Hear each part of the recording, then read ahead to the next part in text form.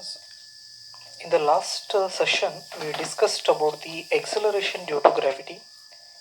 That expression small g is equal to capital G, capital M divided by r square. So we come across the expression that is acceleration due to gravity. The expression is small g is equal to capital G, capital M divided by that is r square. So this is the general expression of the acceleration due to gravity, where G stands for the universal gravitational constant and capital M, this is the mass of the earth, and R is the distance or radius ಕೂಡ ಅಂತ ನಾವು ಕರಿಬಹುದು, right? Okay, so ಹಾಗಾದ್ರೆ what happens if we move above the earth's surface? So ಅಂದರೆ ನಮಗೆ general expression ಗೊತ್ತಿದೆ, ಏನು small G is equal to capital G capital M divided by R square ಅಂತ ನಾವು ಹೇಳಿ ಕರಿತೀವಿ. ಫಾರ್ ಎಕ್ಸಾಂಪಲ್ ನಾನು ಇದನ್ನ ಅರ್ತ್ ಅಂತ ನಾವು ಕನ್ಸಿಡರ್ ಮಾಡಿದರೆ, ರೈಟ್? ಸೊ ಹಾಗಾದರೆ ಅರ್ಥದ ಮಾಸನ್ನು ನಾವು ಏನಪ್ಪ ಅಂತ ಹೇಳಿದ್ರೆ ಕ್ಯಾಪಿಟಲ್ ಎಮ್ ಅಂತ ತಗೋಬಹುದು. Where capital M stands for what? That is mass of earth. Mass of earth ಅಂತ ನಾವು ಹೇಳಿ ಕರಿಬಹುದು. Next this is the centre of mass of the earth. ಈ ಸೆಂಟರ್ದಿಂದ ಇದಕ್ಕೆ ನಾವೇನಂತ ಕರಿಬಹುದು? Capital R, where capital R stands for the radius of earth. Radius of earth. And G stands for universal gravitational constant. Universal gravitational constant.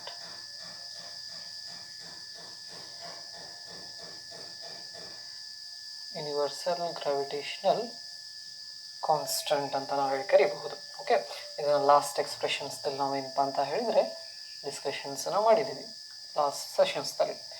So ಹಾಗಾದರೆ this acceleration due to gravity is not depend on the mass of the objects.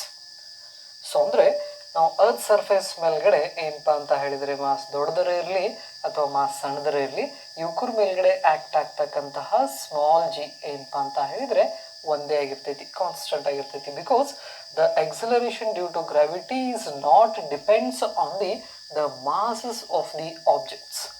It's depends on what? It depends on the mass of the earth. So ಅಂದರೆ ಈ acceleration due to gravity ಅನ್ನೋದು ಎದ್ರ ಮೇಲೆ depend ಇದೆಯಪ್ಪ ಅಂತ ಹೇಳಿದರೆ mass of the earth ಮೇಲ್ಗಡೆ depend ಇದೆ. ಆಬ್ಜೆಕ್ಟ್ದ ಮಾಸ್ ಮೇಲ್ಗಡೆ ಏನಿಲ್ಲ, ಡಿಪೆಂಡ್ ಇಲ್ಲ ಅಂತ ನಾವು ಹೇಳಿ ನೋಡ್ಬೋದು. ಇದನ್ನು ನಾವು ಲಾಸ್ಟ್ ಸೆಷನ್ಸ್ದಲ್ಲಿ ನಾವು ಇದ್ರ ಬಗ್ಗೆ ಡಿಸ್ಕಷನ್ಸನ್ನು ಮಾಡ್ಕೊಂಡಿದ್ದೀವಿ. Okay, right. So with the help of this expressions, so ಹಾಗಾದ್ರೆ ಈ ಎಕ್ಸ್ಪ್ರೆಷನ್ಸಿಂದ ನಾವೇನು ಹೇಳ್ಬೋದಪ್ಪ ಅಂದರೆ this is the value of the small G on the surface of the earth. So ಅಂದರೆ ಈ ಸರ್ಫೇಸ್ ಮೇಲ್ಗಡೆ ನಾವು ತೊಗೊಂಡಿಪ್ಪ ಅಂತ ಹೇಳಿದರೆ, ರೈಟ್? ಸೊ ಜಿ ವ್ಯಾಲ್ಯೂನ ನಾವೇನಂತ ಬರೀಬೋದು? G is equal to G M divided by R square ಅಂತ ನಾವು ಬರೀಬೋದು. ಅದೇ we know very well the earth is not exactly in the shape of a sphere, right? It has the mountains, right, valleys. So therefore the earth is not in the shape of the sphere, it has the shape of ellipse. So ಅಂದರೆ ಭೂಮಿ ನಮ್ದು ಎಕ್ಸಾಕ್ಟಾಗಿ ಈ ಥರ ಸ್ಪಿಯರ್ದಲ್ಲಿ ಇಲ್ಲ, right? ತಗ್ಗು ಗುಡ್ಡ ಇರೋದ್ರಿಂದ ಏನಪ್ಪ, ಮತ್ತು ಈ ಭೂಮಿ ಯಾವ ಥರ ಇರ್ತೈತೆ ಅಂದರೆ ನಮಗೆ ಎಲಿಪ್ಸ್ ಅಂದರೆ ತತ್ತಿ ಆಕಾರ ಅಂತ ಹೇಳ್ತೀವಿ ನಾವು. ಸೊ ಹಾಗಾದರೆ ಈ ಥರ ಶೇಪ್ಸ್ದಲ್ಲಿ ನಾವೇನಪ್ಪ ಅಂದರೆ ಭೂಮಿನ ನೋಡ್ಬೋದು, like this egg shape, right? ಇದೇನಿದು? This is the shape of the earth ಅಂತ ನಾವು ಕರಿಬೋದು. To our convenient we consider the earth is in the shape of what? Sphere ಅಂತ ನಾವು ಹೇಳ್ತೀವಿ. ಅಂದರೆ ನಮ್ಮ ಅನುಕೂಲಕ್ಕೋಸ್ಕರ ನಾವು ಅರ್ಥದ ಕ್ಯಾಲ್ಕುಲೇಷನ್ಸ್ ಪಾಯಿಂಟ್ ಆಫ್ ವ್ಯೂ ನಾವು ಏನು ಮಾಡಿಬಿಡ್ತೀವಪ್ಪ ಅಂದರೆ ಈ ಅರ್ಥದ ಶೇಪನ್ನು ಹೆಂಗೆ ತೊಗೋತೀವಿ ನಾವು? ಸ್ಪಿಯರ್ ಅಂತ ನಾವು ತೊಗೋತೀವಿ. ಓಕೆ, ಸೊ ಹಾಗಾದರೆ what happens to the value of this G? So ಅಂದರೆ ಈ ಜಿ ವ್ಯಾಲ್ಯೂ ಏನಾಗ್ತೈತಿ? ಸಪೋಸ್ ನಾನು ಈ ಅರ್ತ್ ಸರ್ಫೇಸ್ದಿಂದ, ರೈಟ್, ಅರ್ತ್ ಸರ್ಫೇಸ್ದಿಂದ ನಾನು ಮೇಲೆ ಹೊಂಟ್ರೆ, ಸೊ ಅಂದರೆ ನಾವು ಮೆಕ್ಯಾನಿಕಲ್ ಪ್ರಾಪರ್ಟೀಸ್ ಆಫ್ ಸಾಲಿಡ್ಸ್ದಲ್ಲಿ ನಾವು ಕಲ್ತಿದ್ದೇವೆ. ಅರ್ತ್ ಸರ್ಫೇಸ್ದಿಂದ ನಾವು ಹಿಲ್ಸ್ ಸ್ಟೇಷನ್ಸು ಅಥವಾ ನಾವು ಮೌಂಟೇನ್ಸು ಅವ್ನು ನೋಡಿದಪ್ಪ ಅಂದರೆ ಮ್ಯಾಕ್ಸಿಮಮ್ 10 ಕಿಲೋಮೀಟರ್ಸ್ ಮಟ್ಟ ಸರ್ಫೇಸ್ದಿಂದ ಹೈಟ್ ಇರ್ತೈತಿ ಅಂತ ನಾವು ಹೇಳಿ ಕರಿತೀವಿ. ಓಕೆ, ಸೊ ಹಾಗಾದರೆ ಇಲ್ಲಿಂದ ಒಂದು ಹಿಲ್ಸ್ನ ತೊಗೊಂಡ್ರೆ ನಾನು, ದಿಸ್ ಇಸ್ ದಿ ಹಿಲ್, ಇದೆಷ್ಟಿದೆಯಪ್ಪ ಅಂತ ಹೇಳಿದರೆ approximate 10 kilometres. 10 kilometre, that is the maximum height. Okay, so ಹಾಗಾದರೆ ನಾವು ಇಲ್ಲಿಂದ ಸಪೋಸ್ ಈಗ ರೈಟ್ ಜಿ ವ್ಯಾಲ್ಯೂ ಎಷ್ಟಿದೆ on the surface 9.8 metre per second square ಅಂತ ನಾವು ಹೇಳಿದರೆ, ನಾನೀಗ ಅರ್ತ್ ಸರ್ಫೇಸಿಂದ ಏನು ಮಾಡ್ತೀನಪ್ಪ ಅಂತ ಹೇಳಿದರೆ ಮೇಲ್ಗಡೆ ಹೋಗ್ತೀನಿ. ಸೊ ಅಂದರೆ ಅರ್ತ್ ಸರ್ಫೇಸ್ದಿಂದ ನಾನು ಮೇಲೆ ಹೋದಂಗೆ ಈ ಜಿ ವ್ಯಾಲ್ಯೂಗೆ ಏನಾಗ್ತೈತಿ, whether the value of G increases or decreases, that is the first point we have to know. Next ಅದೇ ನಾನು ಅರ್ತ್ ಸರ್ಫೇಸ್ದಿಂದ ನಾನು ಕೆಳಗಡೆ ಅರ್ತ್ದ ಸೆಂಟರ್ ಕಡೆ ಹೊಂಟ್ರೆ, this is where the centre of the earth, centre of earth. If we move towards the center of the earth from the earth surface, what happens to the value of G? So ಹಾಗಾದರೆ ಇಲ್ಲಿ ನಾವು 3 ಕೇಸಸ್ನ ನಾವು study ಮಾಡ್ತೀವಿ, right. This is the earth surface. Earth surface ಮೇಲ್ಗಡೆ G value ಎಷ್ಟು, earth ಸರ್ಫೇಸ್ದಿಂದ ನಾನು ಮೇಲ್ ಹೋದರೆ ಜಿ ವ್ಯಾಲ್ಯೂ ಏನಾಗ್ತೈತಿ, ಅದೇ ಅರ್ತ್ ಸರ್ಫೇಸ್ದಿಂದ ನಾನು ಸೆಂಟರ್ ಕಡೆ ಅರ್ಥದ ಸೆಂಟರ್ ಕಡೆ ಬಂದರೆ ಜಿ ವ್ಯಾಲ್ಯೂ ಏನಾಗ್ತೈತಿ ಅನ್ನೋದನ್ನು ನಾವೇನು ಮಾಡಬೇಕು, ಸ್ಟಡಿ ಮಾಡಬೇಕು. ಅದರಲ್ಲಿ ಮೊದಲನೇದು ನಾವೇನು ಸ್ಟಡಿ ಮಾಡ್ತೀವಪ್ಪ ಅಂತ ಹೇಳಿದರೆ, ಈ ಸೆಷನ್ಸ್ದಲ್ಲಿ ಈ ಅರ್ತ್ ಸರ್ಫೇಸ್ದಿಂದ ನಾನು ಮೇಲೆ ಹೋದ್ವಿಪ್ಪ ಅಂತ ಹೇಳಿದರೆ ಎಷ್ಟು ಒಂದು ಎಚ್ ಅನ್ನೋ ಹೈಟ್ದಲ್ಲಿ ಜಿ ವ್ಯಾಲ್ಯೂ ಏನಾಗ್ತೈತಿ ಅನ್ನೋದನ್ನು ಮೊದಲನೇ ಕೇಸ್ದಲ್ಲಿ ಸ್ಟಡಿ ಮಾಡ್ತೀವಿ. ಎರಡನೇ ಕೇಸ್ದಲ್ಲಿ ಅರ್ತ್ ಸರ್ಫೇಸ್ದಿಂದ ನಾನು ಒಂದು ಡಿ ಅನ್ನೋ ಡೆಪ್ತಿಗೆ ಹೋದರೆ, ಅಂದರೆ ಡಿ ಅನ್ನೋ ಡೆಪ್ತಿಗೆ ಹೋದರೆ ಈ ಜಿ ವ್ಯಾಲ್ಯೂ ಇನ್ಕ್ರೀಸ್ ಆಗ್ತಿತ್ತು ಡಿಕ್ರೀಸ್ ಆಗ್ತಿತ್ತು ಅನ್ನೋದನ್ನು ನಾವು ಎಕ್ಸ್ಪ್ರೆಷನ್ಸ್ ಮುಖಾಂತರ ನಾವೇನು ಮಾಡ್ಬೋದು, we can describe. Okay, fine. Then let's starts to know the value of this acceleration due to gravity above the surface of the earth. So ಹಾಗಾದರೆ ಈಗ ಅರ್ತ್ ಸರ್ಫೇಸ್ದಿಂದ ನಾವೇನಪ್ಪ ಅಂತ ಹೇಳಿದರೆ ಒಂದು ಎಚ್ ಅನ್ನೋ ಹೈಟದಲ್ಲಿ ಈ ಜಿ ವ್ಯಾಲ್ಯೂ ಏನಾಗ್ತೈತಿ ಅನ್ನೋದನ್ನು ನೋಡೋಣ. Let us consider the earth in the shape of the sphere. ಇಲ್ಲಿ ಅರ್ಥನ ಕನ್ಸಿಡರ್ ಮಾಡ್ಕೋತೀವಿ.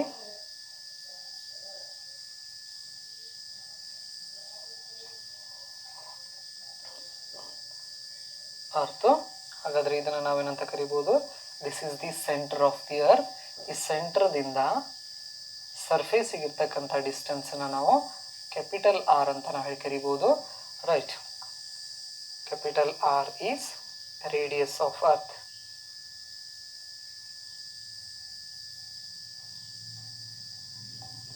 Radius of earth and capital M stands for, capital M ಅನ್ನೋದನ್ನು ನಾವೇನಂತ ತಗೋತೀವಿ, mass of the earth.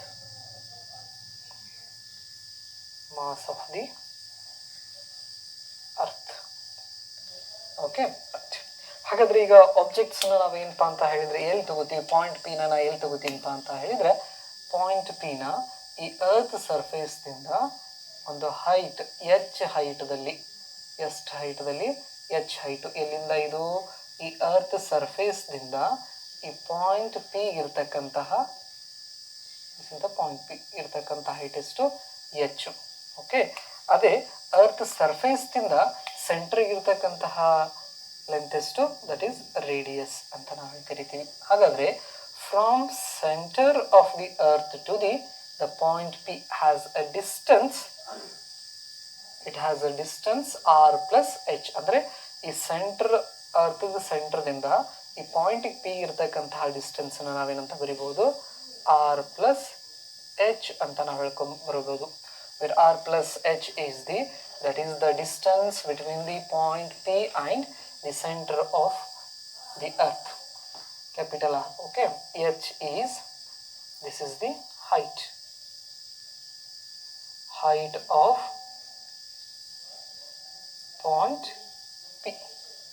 P above the surface of point P, above the surface of the earth, above the surface of the earth. Okay, next r plus h, that is the length,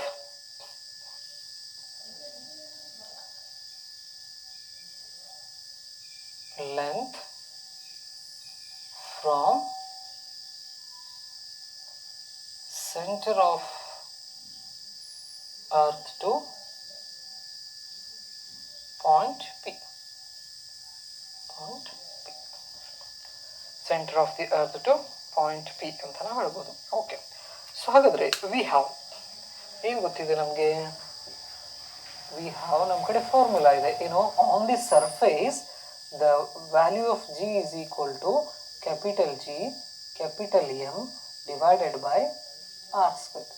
So this is the general expression of the acceleration due to gravity. So ಹಾಗಾದರೆ ಈ general ಎಕ್ಸ್ಪ್ರೆಷನ್ಸನ್ನು ನಾವೇನಪ್ಪ ಅಂತ ಹೇಳಿದರೆ ಈ ಸಿಚುವೇಶನ್ಸ್ಗೆ apply ಮಾಡೋದಾದರೆ, okay, so ಹಾಗಾದರೆ ಇದೇ ಎಕ್ಸ್ಪ್ರೆಷನ್ಸನ್ನು ನಾವು ಈ ಸಿಚುವೇಶನ್ಸಿಗೆ ಬರ್ಕೊಳ್ಳೋದಾದರೆ ಯಾವ ಥರ ಬರ್ಕೋಬಹುದು?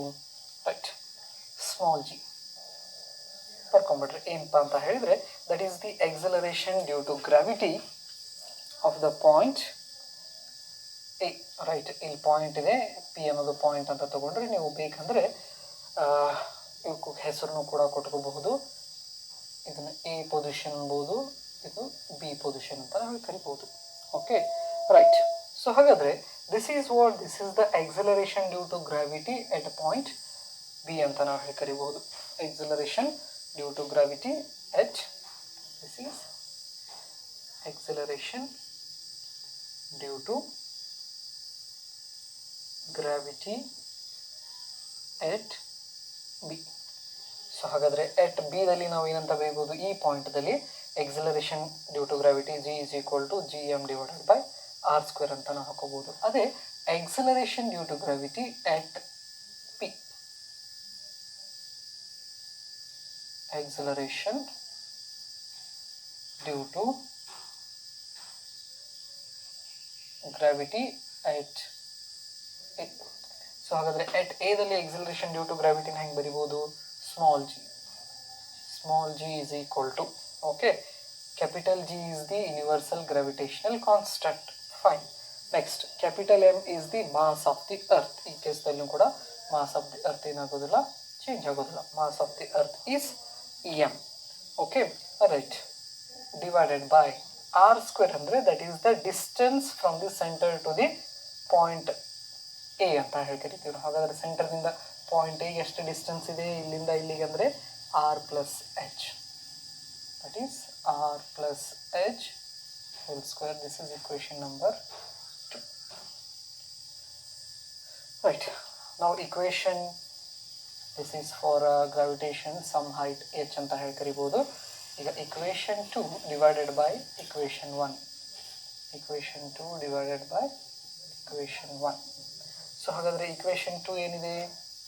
That is implies equation 2 is G H divided by equation 1 is G is equal to equation 2 ಏನು ಬರ್ಕೋಬೋದು ನಾವಿಲ್ಲಿ? Capital G capital M divided by R plus H whole square whole divided by G ಅಂದರೆ ಏನು ಬರಿಬೋದು? Capital G capital M divided by R square. So ಹಾಗಾದರೆ ಇಲ್ಲಿ ಏನೇನು cancel ಆಗ್ತಿತ್ತು ಅಂತ ಹೇಳಿದರೆ, ರೈಟ್, ಜಿ ಎಮ್ ಕ್ಯಾನ್ಸಲ್ ಆಯ್ತು ಅಂದರೆ ಇಲ್ಲಿ ಏನು ಉಳಿತೈತಿ? That is R square divided by R plus H whole square.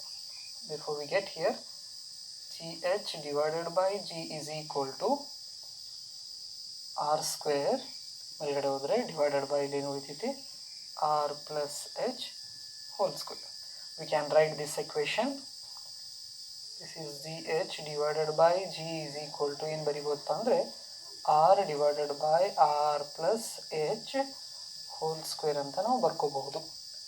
Okay, so ಇದನ್ನು ನಾವೇನಪ್ಪ ಅಂತ ಹೇಳಿದರೆ ಇನ್ನೂ ಸಿಂಪ್ಲಿಫೈ ಮಾಡಿ ಹೆಂಗೆ ಬರಿಬೋದು ಅಂದರೆ ಇದೇ ಈಕ್ವೇಷನ್ಸನ್ನು, that is G H is equal to, right, G into R, this is 1 R by R plus R divided by H whole square. ಇದನ್ನೇನು ಬರ್ಕೋಬೋದು? 1 ಉಳಿತೈತಿಲಿ, that is G H is equal to G 1 plus R divided by H whole square. H whole square ಅಂತ ನಾವು ಹೇಳಿ ಬರ್ಕೋಬಹುದು. Right, ಅಥವಾ ಇದನ್ನು ನಾವು ಇದೇ ಸ್ಟೆಪ್ಸಿಂದನೂ ಕೂಡ ನಾವೇನು ಮಾಡ್ಕೋಬೋದು, ಚೇಂಜ್ ಕೂಡ ಮಾಡ್ಕೋಬೋದು. ಅದನ್ನು ಕೂಡ ಹೇಳಿಬಿಡ್ತೀನಿ. This is R plus H whole square ಇದೆಯಲ್ಲ, ಇದನ್ನು ನಾವು ಆರ್ ಪ್ಲಸ್ ಎಚ್ಚಿನ ಮೇಲೆ ತೊಗೊಂಡು ಆರ್ನ ಕೆಳಗೆ ತೊಗೊಂಡು ಅಂದರೆ ಪವರ್ ಏನಾಗ್ತೈತಿ, ಇದು -2 ಆಗ್ತೈತಿ. ಹಾಗಾಗಿ ಇದನ್ನು ಹೆಂಗೆ ಬರ್ಕೋಬೋದು, ಇದೇ ಸ್ಟೆಪ್ಸ್ದಿಂದ ನಾವು ಮುಂದೆ ಕಂಟಿನ್ಯೂ ಮಾಡ್ತೀನಿ. ನಾನಿಲ್ಲಿ ಈ ಸ್ಟೆಪ್ಸನ್ನು ನೀವು ಮುಂದೆ ಬೇಕಾದರೆ ಮಾಡ್ಕೋಬಹುದು ಅಥವಾ ಇದನ್ನು ರಿಮೂವ್ ಮಾಡ್ಕೊಂಡ್ಬಿಡ್ತೀನಿ, ಕನ್ಫ್ಯೂಷನ್ ಬೇಡ.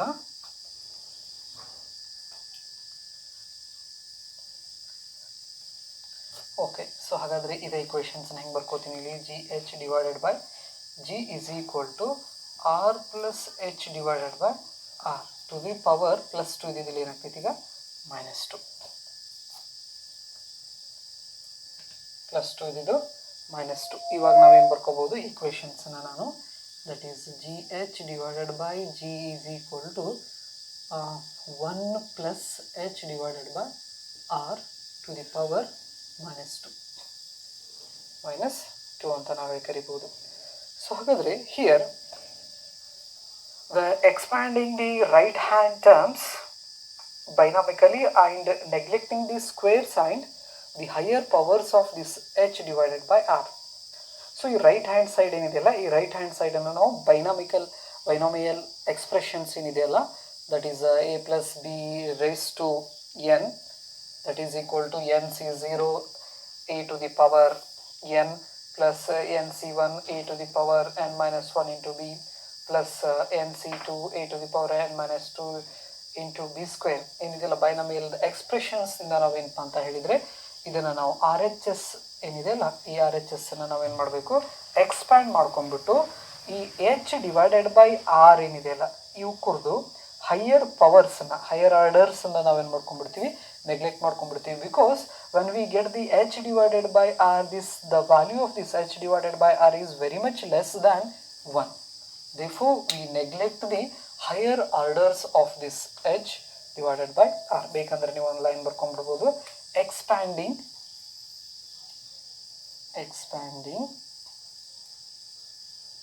r h s. So right hand side binomically,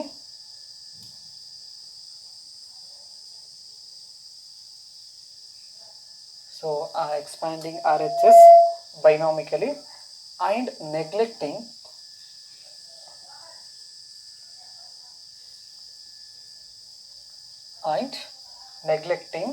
the square sign, higher square sign,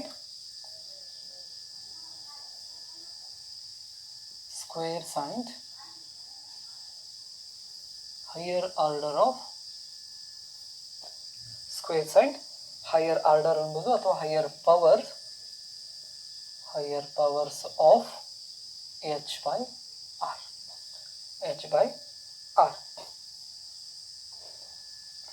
ಬೇಕಂದ್ರೆ ಬ್ರಾಕೆಟ್ದಲ್ಲಿ ಬರ್ಕೊಂಡ್ಬರ್ಬೋದು, has h divided by r is very much less than 1. h divided by r is very much less than 1. Therefore, on expanding and neglecting the higher powers of h divided by r, the expressions becomes gh divided by g is equal to 1 minus 2h divided by r. Therefore, we can write the acceleration due to gravity on above the surface of the earth is equal to gh is equal to g into 1 minus 2h divided by r. 2h divided by r meter per second square. Right? This is the approximate formula of this acceleration due to gravity at a point above the surface of the earth. With the help of these expressions, we can say that what, when we increase the height, h na ನಾವು increase ಮಾಡಿದಪ್ಪ ಅಂತ ಹೇಳಿದ್ರೆ, because in this case the value of g is 9.8 and r is the radius of the earth, that is the 60,000 kilometer, right? 66,400, I think 6,400 kilometer, that is the radius of the earth ಅಂತ ನಾವು ಹೇಳಿ ಕರಿಬಹುದು. Okay, right. Next G value constant ಇದೆ, R value constant ಇದೆ. ಹಾಗಾದರೆ H ವ್ಯಾಲ್ಯೂನ ನಾವೇನಾದರೂ increase ಅಥವಾ decrease ಮಾಡಿದ್ವು ಅಂದರೆ what happens to the value of G? Right. ಇದೊಂದು ವ್ಯಾಲ್ಯೂಸನ್ನ ನೀವು ನೋಟ್ ಮಾಡ್ಕೊಂಡ್ಬಿಡ್ರಿ. The value of R is equal to 6400 kilometre. That is the radius of the earth. Radius of earth ಅಂದರೆ ಆರ್ ಫಿಕ್ಸ್ ಆಯಿತು. Next G value ಕೂಡ ಏನಪ್ಪ ಅಂತ ಹೇಳಿದರೆ ದಟ್ ಈಸ್ 9.8 ಅಂತ ನಾವು ಕರಿಬೋದು. 9.8 metre per second square acceleration due to gravity on the surface of the earth. So ಹಾಗಾದರೆ ಇಲ್ಲಿ ಆರ್ ಮತ್ತು ಜಿ ಕಾನ್ಸ್ಟೆಂಟ್ ಆದವಪ್ಪ ಅಂತ ಹೇಳಿದರೆ ಎಚ್ ವ್ಯಾಲ್ಯೂನ ನಾವು ಏನಪ್ಪ ಅಂತ ಹೇಳಿದರೆ ಇನ್ಕ್ರೀಸ್ ಮಾಡ್ಕೊತಾ ಹೋದರೆ, ಸೊ ಹಾಗಾದರೆ if we increase the height on the above the surface of the earth, what happens? The value of this g will go on decreases. So hagadre h increases, g decreases. This is the result or conclusion from these expressions. H increases,